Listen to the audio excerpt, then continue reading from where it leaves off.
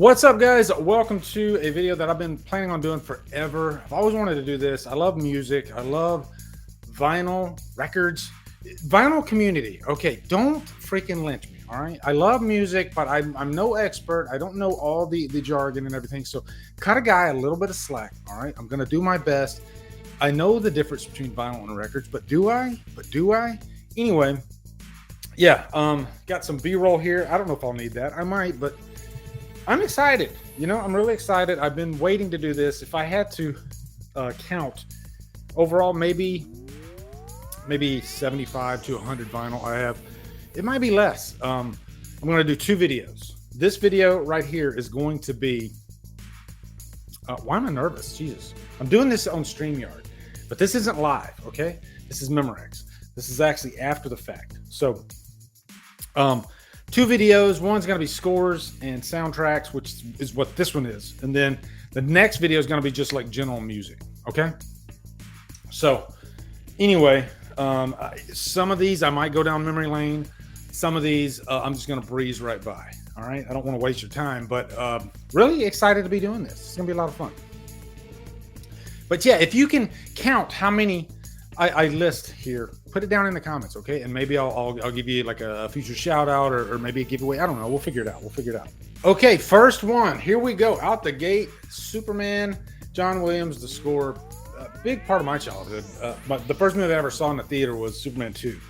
When you hear that John Williams theme, you believe you can fly. It's probably one of the most inspirational themes I've ever heard in my entire life. It's amazing.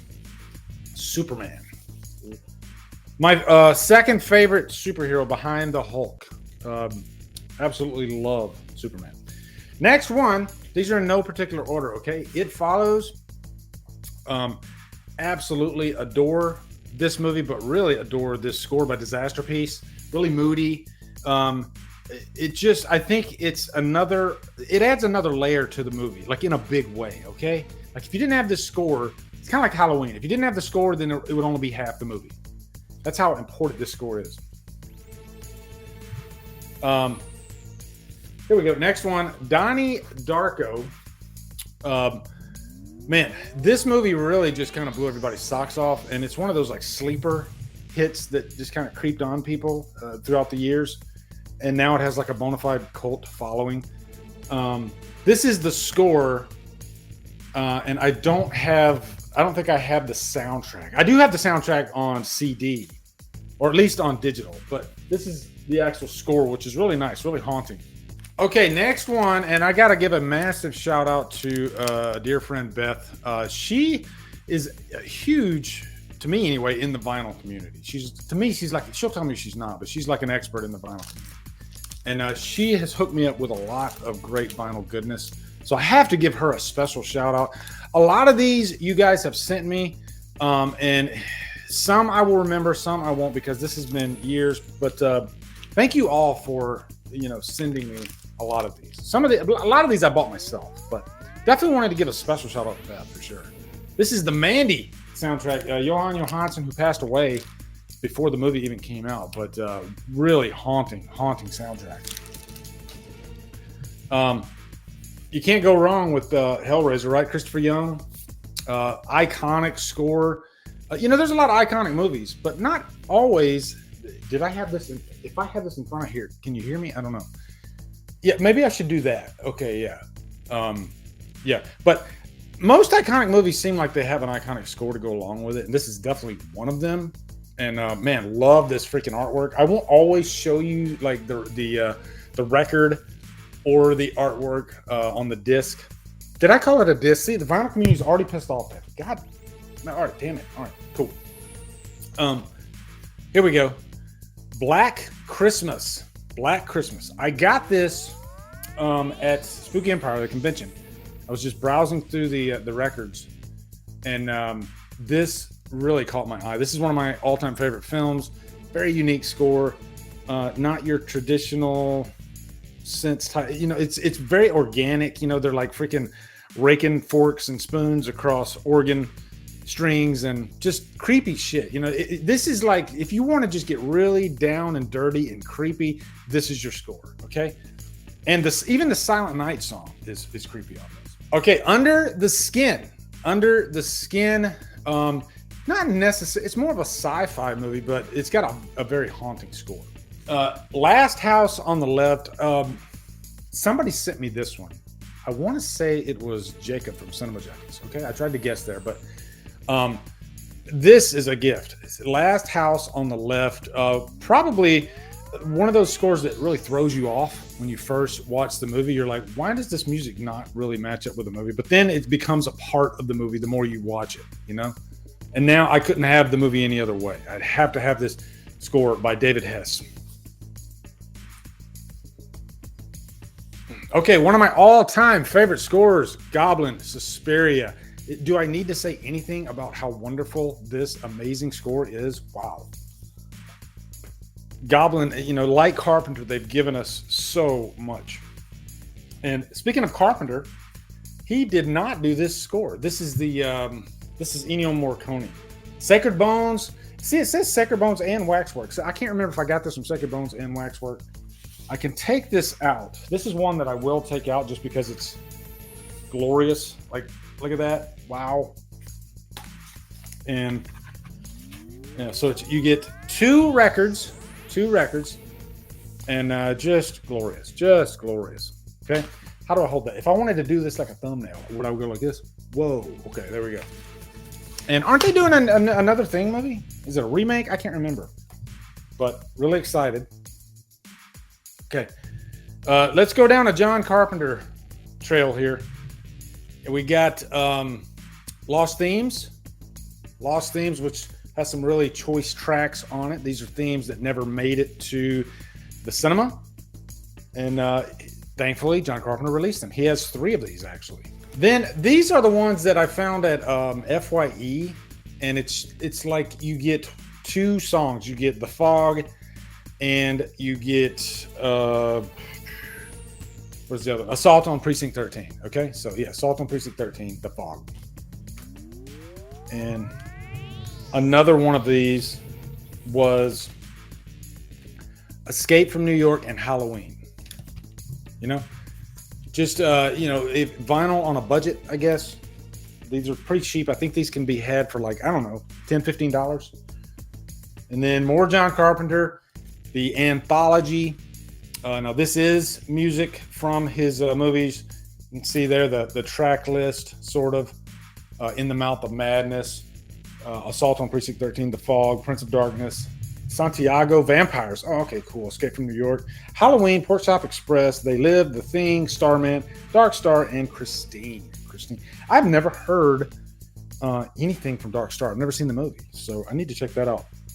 Okay, one of 2 Crow vinyls I have. This is just your straight up score by Graham Revell.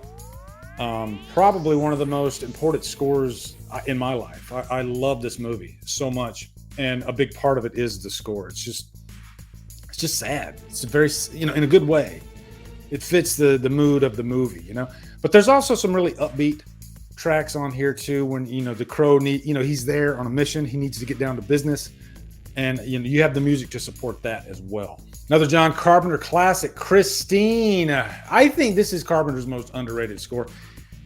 I can compare this score to his Halloween 3 score, but yeah.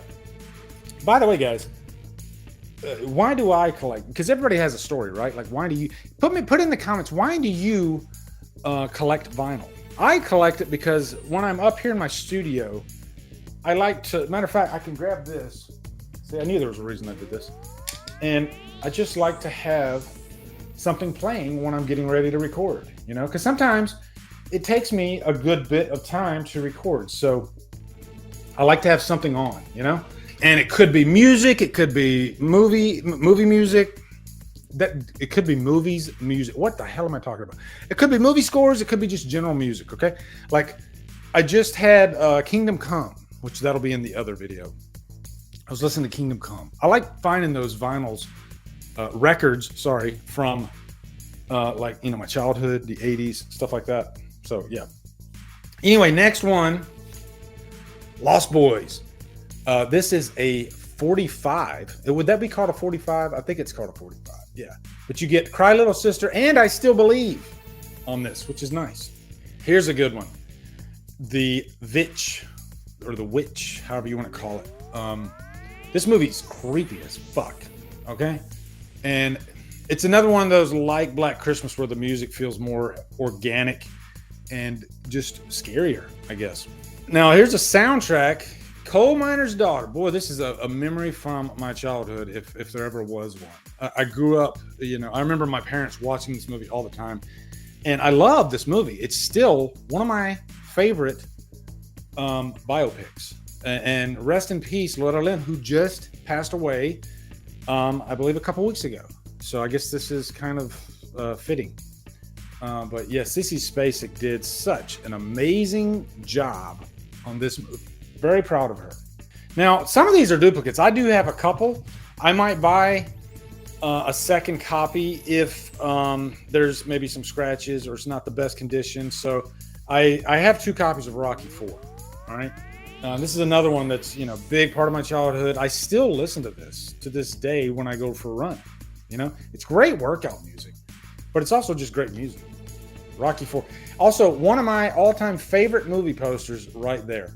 That image is, I hate this word, but iconic. That is one of the most iconic images I have ever seen. And the first time I seen it, the very first time I saw this image, my heart skipped a beat. I was like, wow, that is just, how you catch an image? There's these images that are extremely important throughout history. I think this is one of them. I love, as silly as it sounds for Rocky IV, man, I love that image. Okay, here is Stranger Things. I think this is season 1. I think it's season 1, but man, you got like 4. There's two records, 4 sides, and just a lot of great music. Every Breath You Take. I'm just scanning through some of these. Girls on Film. You Don't Mess Around with Jim Croce. I know that Olivia Newton-John, Twist of Fate, which is one of my favorite songs, is on here too. Sand the Floor, Danielson, Sand the Floor. I think this one's great. It has a lot of the music from the movie. It doesn't have Bill Conti's score on it, though. I don't think it does. It's mostly just music from the movie. So I wish I did have Bill Conti's score, but I'm looking through here. I don't see it. So, yeah. All right. Here is Saturday Night Fever. I can't remember if I have the other one or not, but Saturday Night Fever, this is the one that Stallone directed. It was a massive box office flop. But at least you got some great Bee Gees. Oh, wait, no, I'm sorry. That's Saturday Night Fever is the first movie, right? The second one, what is Staying Alive? I can't, guys, let me know down in the comments which one's the second movie that Stallone directed. Okay, this is the one that was a big hit, all right, with John Travolta. Okay, yeah, because it's the Bee Gees. The whole soundtrack is the Bee Gees. Dirty Dancing, more Dirty Dancing actually. Rest in peace, Patrick Swayze. This is a great movie. I know it's kind of uncool for us guys to say we like romantic dramas. This isn't really a comedy, it's a drama. Dirty Dancing is a great movie. It really is. It's a fantastic movie. And really, it's one of those movies, I love the story behind it, because it's one of those movies that should never have gotten into the zeitgeist. And it came close to not getting into the public eye. But, they just, back then, they just kept taking a risk, and they kept having these screenings of this movie. And at one time, the guy said, burn the reel and collect the insurance. Okay. But eventually, somehow, some way, and this is why I believe in fate, it happened. And it became what it became, Dirty Dancing. So there's more Dirty Dancing. And here's, of course, the iconic Dirty Dancing. Great songs on here, too. I mean, Hungry Eyes by Eric Carmen. That's a massive hit. She's Like the Wind, Patrick Swayze.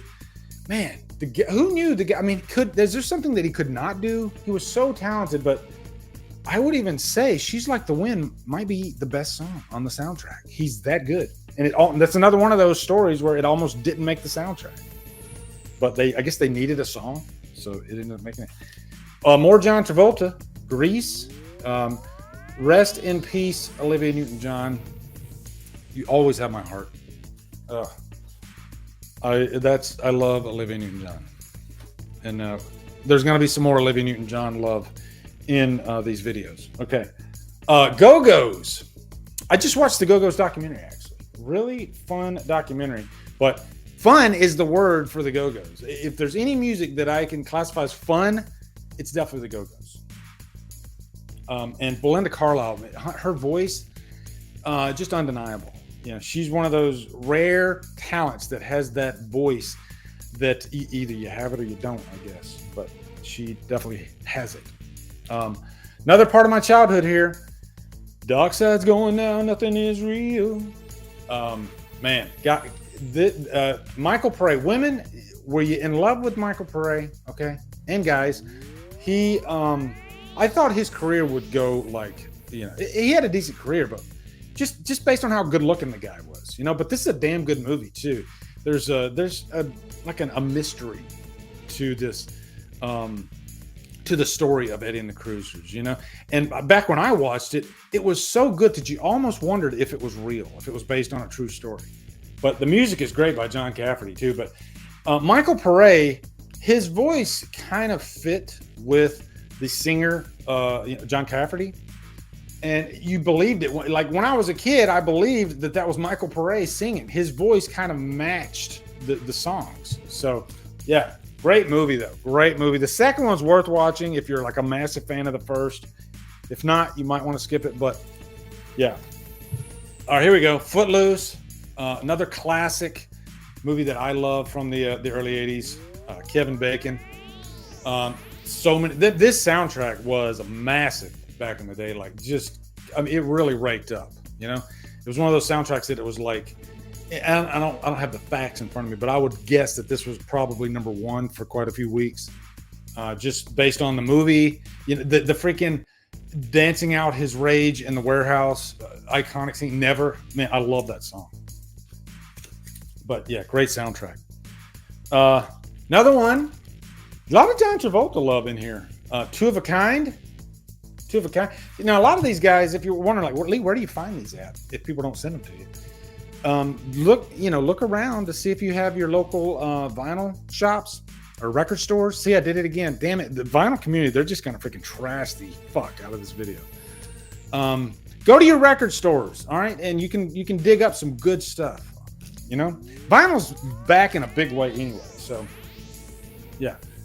And there's a couple that I've found that I was just like, whoa, I was taken aback. Like, wow, I can't believe I found this, you know? 9.5 weeks. If you want to put on something that's a little bit more, you know, set the mood. If you're about to get busy, then this is definitely the way to go. What happened to the erotic thriller? You know, I'm sure there's like B-level erotic thrillers that are still made, but you don't really see them anymore. You know, whereas back in the day, you could say like 9.5 weeks, Fatal Attraction. Then you had like Basic Instinct, which also kickstarted like, you know, a whole renaissance of them. And is that the right word, renaissance? But yeah, it was a movement. You know, it was a cultural movement for a time there. You know, you had a lot of these. What was it? Sliver, another Sharon Stone. Sharon Stone was so big, you know, in Basic Instinct that they were begging her to do another erotic thriller, which she did.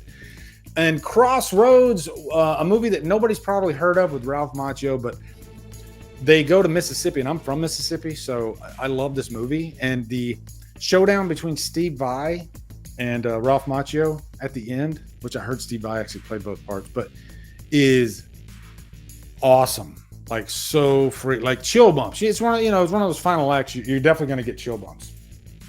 But a lot of heart in that movie too. Love 9.5 weeks. Okay, this is one I got from, I think, Waxwork. One of my all-time favorite soundtracks, The Crow, came out in '94.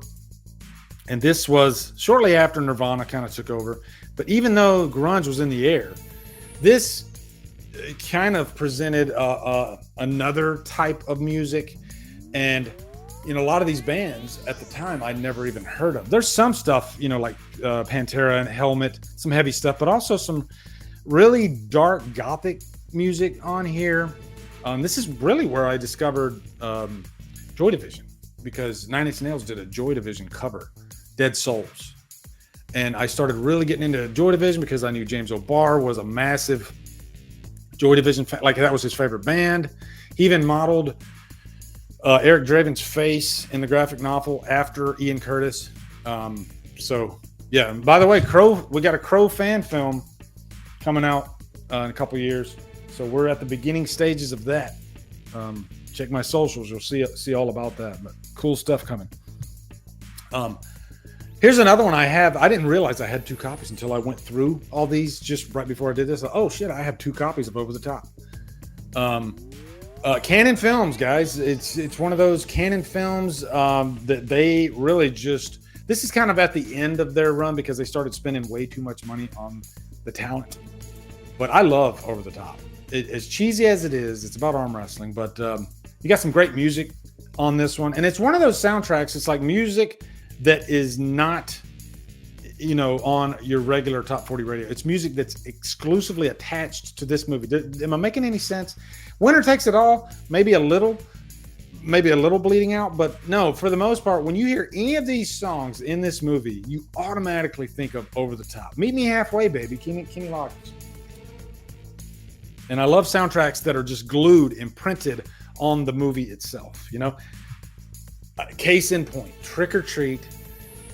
You can see how beat up that is. I bought this a couple years ago, I think, off of eBay, and it's hard to find. And luckily, it plays just fine.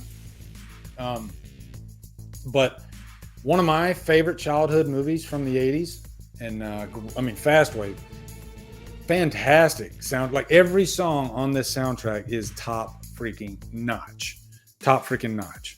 Okay, here's the repeat of Rocky 4. Okay, one of them is Scratched All to Hell. All right. Another shout out to Beth here. Prom Night. I believe this one only had like a run of 500. And wow. But looking on the back there, you see young Jamie Lee Curtis. Jamie Lee Curtis might have been her hottest in Prom Night. Okay, would you guys agree? Let me know in the comments. All right. Here's a great, man, this is a big one too. Batman v Superman. I'm addicted to this movie, and this is one of those movies. I guess I do understand because it does have a lot of political aspects to it, but man, it's just, for me, I just ate up every freaking scene in this. I like that it wasn't just straight up action for action's sake. Classic movie though. I love Batman v Superman, and the soundtrack by Hans Zimmer, A Beautiful Lie. Talk about a such an emotional track, and it's like the first track in the movie. But man, it really just gets your heart pumping. I love his Superman theme in this. Very different than John Williams, but I'd say equally as impressive. But just very good. But this has 5 sides. Yeah, so it's big, and I can open this one up, and you can see there. Look at that. So cool.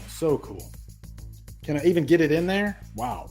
Okay, moving on. Here is the Super Deluxe Crow. That is Graham Revell.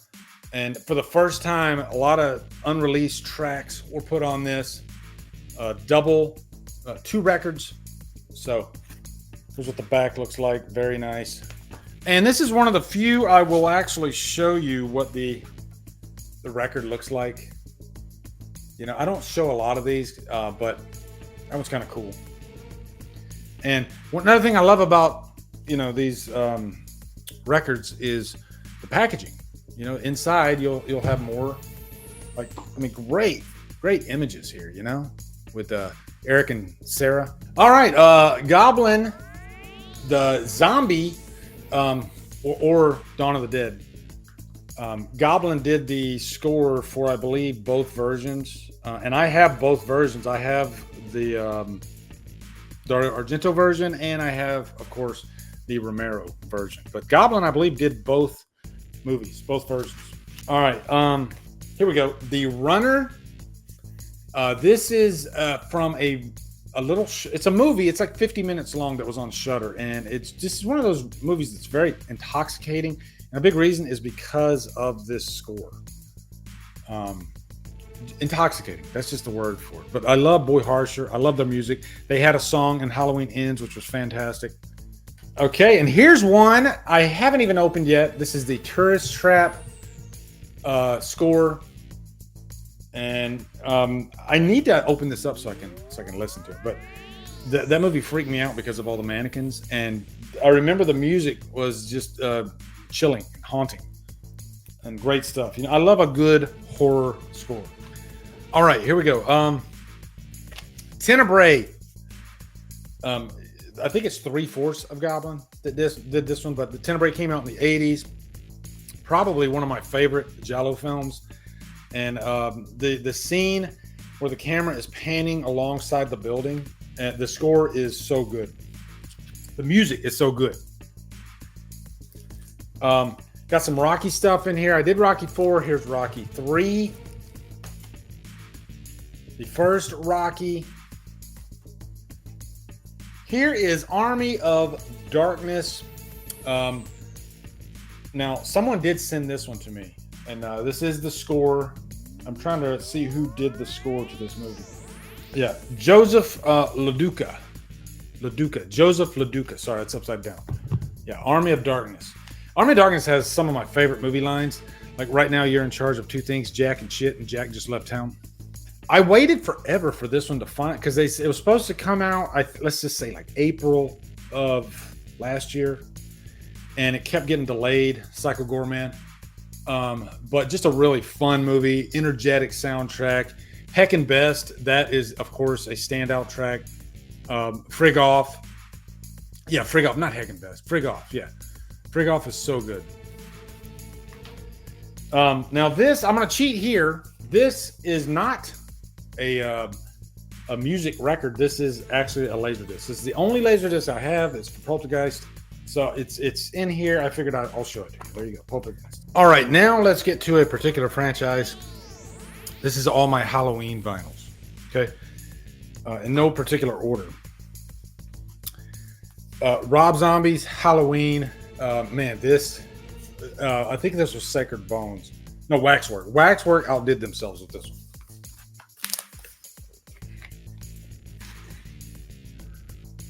Look at that. Wow. That is insane looking. And I'm trying to get all of that in there, but that, especially that image of Lori with the blood on her face. Now, I do have a lot of, not duplicates, but just different versions of certain movies. I probably got 3 versions of Halloween 2018. Okay. This is the one that I call this the active version, the one that I listen to the most, and the rest of them kind of just sit back as collectors. But really nice. That's just your standard version. This was the I think Sacred Bones limited edition, just a white background, but love the Myers eyes there, really cool. And here is limited edition of Halloween Kills, and you can see that's unopened. I haven't even opened it yet. Halloween Kills is the active version for me, I guess. I listen to these scores constantly. I have ends pre-ordered. And here's the expanded edition of Halloween 2018. If I open that up, kind of see how that works. Really nice. But yeah, this one's just got the bonus tracks, which this is definitely the better version. I listen to this one all the time too. Here is Rob Zombie's Halloween 2.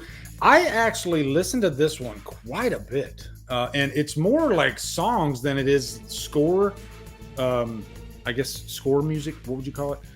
But there's some Tyler Bates in here. But you got Captain Clegg and the Night Creatures. You got the Moody Blues, Nights in White Satin. It's just a fun album to throw on in the background, Oh, and I have to show you the inside of that one too. I mean, like right? Like, wow. Great stuff. Okay, this is the final one for movie scores. Okay, did you count all these?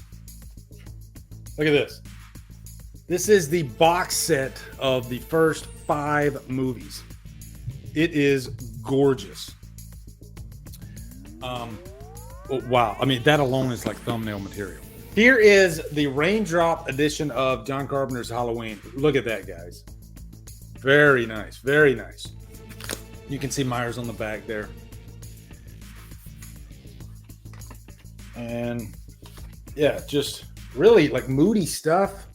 Here is Halloween 2, which is interesting because you got the Myers with the blood in the eyes, but Myers himself, not quite. It looks more like Halloween 1.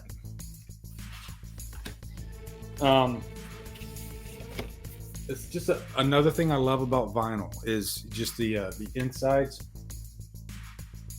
You know, that inside artwork. Here is Halloween 3, Season of the Witch.